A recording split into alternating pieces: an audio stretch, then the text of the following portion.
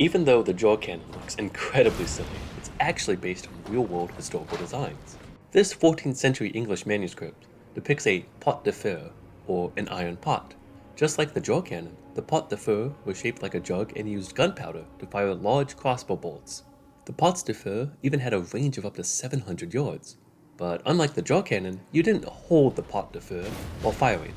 And it's also unclear if you had to spank it afterwards. Another likely inspiration for the jaw cannon comes courtesy of the amazing lore theorist Quelaag. They tweeted out that the jaw cannon bears a striking resemblance to this sculpture found in the Dazu rock carvings in Sichuan, China, which date all the way back to 1128. Now, there is a bit of an academic debate about what the figure is holding. Several scholars claim it's a hand cannon. If so, that would make this one of the earliest depictions of a firearm.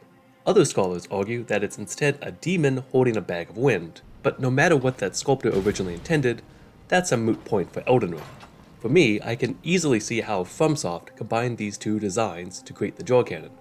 But then, FromSoft took it one step further and gave the jaw cannon one of the game's most memorable backstories. According to the item description, the jaw cannon is an experimental firearm that was so experimental, when it was brought to the assault on Volcano Manor, it was discovered that no one knew how to use it. I became a bit obsessed with figuring out what happened.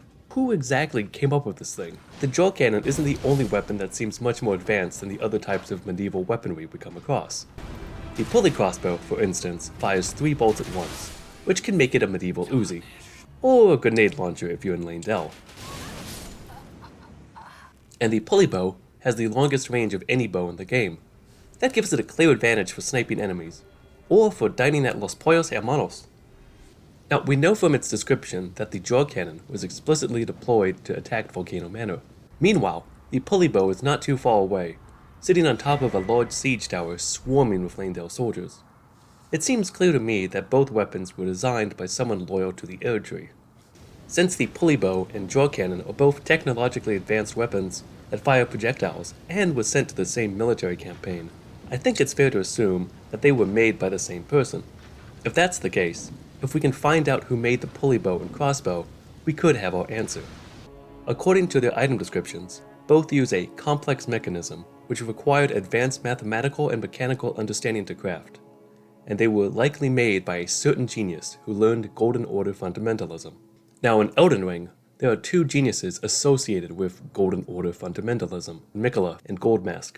But I think we can exclude Miquella for a number of reasons. First, Radagon's Rings of Light tells us that the young Miquella abandoned fundamentalism, for it could do nothing to treat Millennia's accursed rot.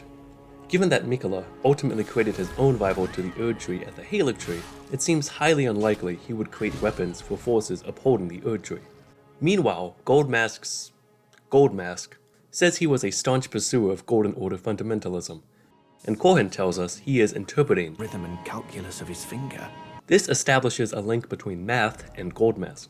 This connection is further bolstered by the Golden Order Principia, which is a clear allusion to the works of Sir Isaac Newton. This spellbook also contains Law of Regression, which is vital for Goldmask's quest. Since Goldmask remains a dedicated scholar of the Golden Order, and can get very close to the Erdtree, I think it makes more sense that Goldmask would be the creator. On the other hand, it could be the case that Miquella made these weapons before he abandoned the Golden Order. That being said, there is another reason to rule out Miquella. All of the weapons that are directly linked to him inflict holy damage. These include the incantations Discus of Light and Triple Rings of Light, the Ash of War for the Halo Scythe, Miquella's Ring of Light, and finally the sword Golden Epitaph. And holy damage is super effective against those who live in death. In fact, the skill for the Golden Epitaph is even described as being particularly effective at laying to rest those who live in death. In sharp contrast, Goldmask despaired at the persecution of those who live in death, as we learn from the Order Healing incantation, which cures Deathblight. The noble Goldmask lamented what had become of the hunters, how easy it is for learning and learnedness to be reduced to the ravings of fanatics. All the good and the great wanted, in their foolishness, was an absolute evil to contend with. Does such a notion exist in the fundamentals of order? Unlike Miquella's weapons, the jaw cannon, pulley bow, and pulley crossbow only do physical damage. It seems rather deliberate that weapons associated with a Golden Order fundamentalist don't do holy damage. In addition, Goldmask inventing the jaw cannon could explain why it was never used. Picture this. Before Langdale commanders stormed Volcano Manor with this new powerful and experimental firearm, they got a tech demo from the inventor. And the inventor is an almost nude dude who never speaks and points at a tree all day. But since Goldmask is this highly revered scholar, none of the commanders wanted to ask any questions and risk sounding clueless. And so, when they were finally at the Volcano Manor, ready to besiege it, that's when they all sheepishly realized they had no idea what they were doing. So that's my theory. I'd love to hear what Yins think. Do you agree that Goldmask is the inventor, or do you think someone else is more likely? And was anyone else disappointed when they found out the draw cannon doesn't fire cracked pots? I'm not the only one, right?